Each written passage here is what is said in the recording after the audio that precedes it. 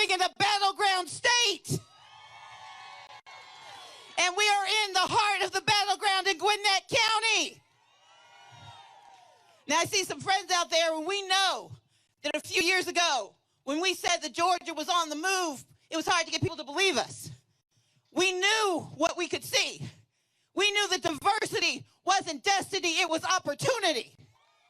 And so we started investing, and we started running, and we started winning. And now we're on the cusp of delivering 16 electoral college votes for Joe Biden and Kamala Harris.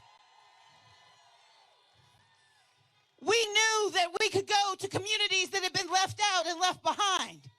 We knew that diversity was our strength, not a weakness.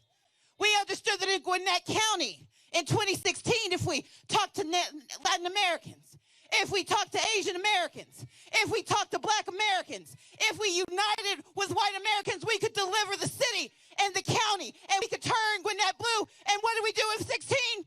We delivered Gwinnett County. But see, then Gwinnett decided to show off.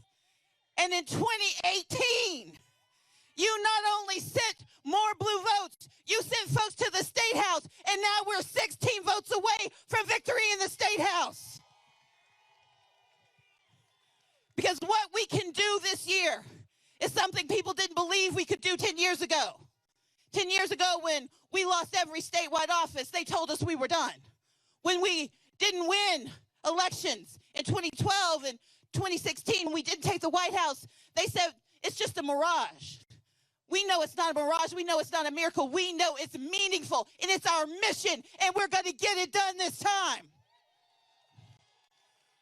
We're going to get it done because we live in the state of Georgia, where 373,000 Georgians have contracted COVID, where 7,790 Georgians have perished, where 1.4 million Georgians do not have health insurance, and where under Republican leadership, 2 hospitals closed down in the middle of a pandemic. But we know that while Trump lies, Joe Biden will deliver.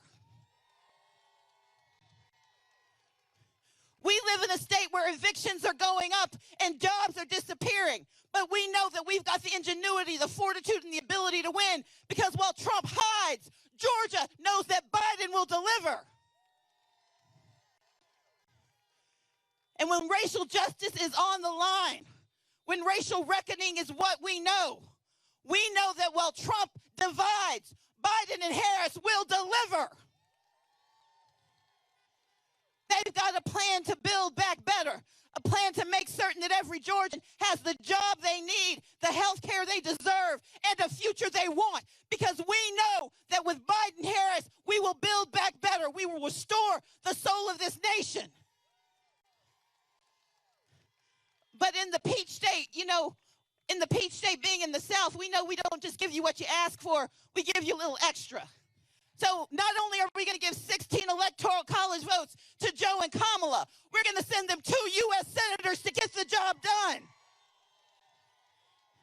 My friends John Ossoff and Raphael Warnock are going to take this country forward. And it's going to be Georgia that delivers those two men to the Senate. Warriors for peace, warriors for justice, warriors for progress. And while my good friends Hank Johnson and Sanford Bishop, while they are doing the work they need to do, while David Scott is doing the work he needs to do, last time we sent them Lucy McBath because we knew they needed a woman's touch from the Georgia delegation. And this time we're going to send Lucy back with a new friend, Carolyn Bordeaux. But we also know that justice and progress go all the way down the ballot. And that's why, Gwinnett, you are going to vote like your life depends on it. You're going to vote from every seat. You're going to vote for the county commission chair, because we need a county commission chair that wants progress in Gwinnett County.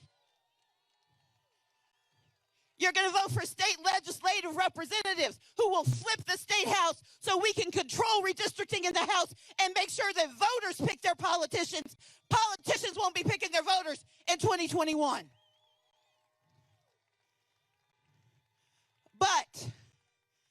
But as you guys know, we've been excited before. We've been ready before.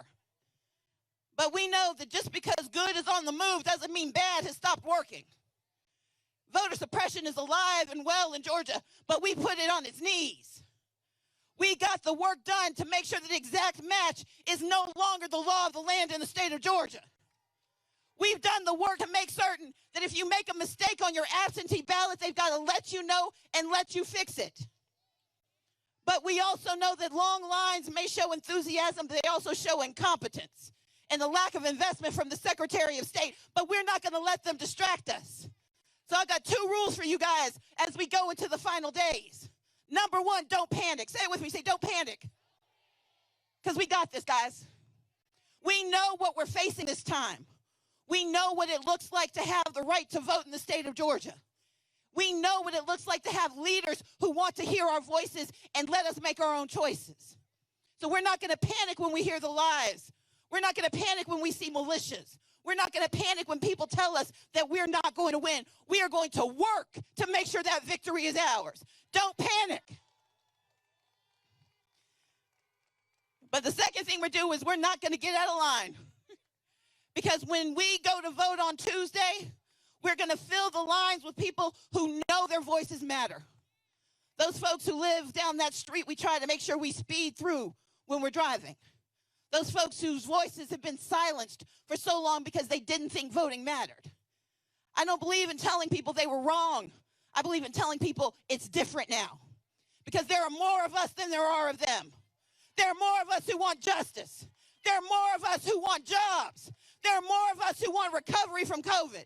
There are more of us who want Joe Biden and Kamala Harris to lead this country forward. And so we're not going to panic and we're not going to get out of line. Say, stay in line. Stay in line. Stay in line. If we don't panic and we don't get out of line, then we will get what we deserve. And that is a government for the people, by the people, and made so by the state of Georgia. Thank you so much. Now it is my honor to introduce Leslie Palomino.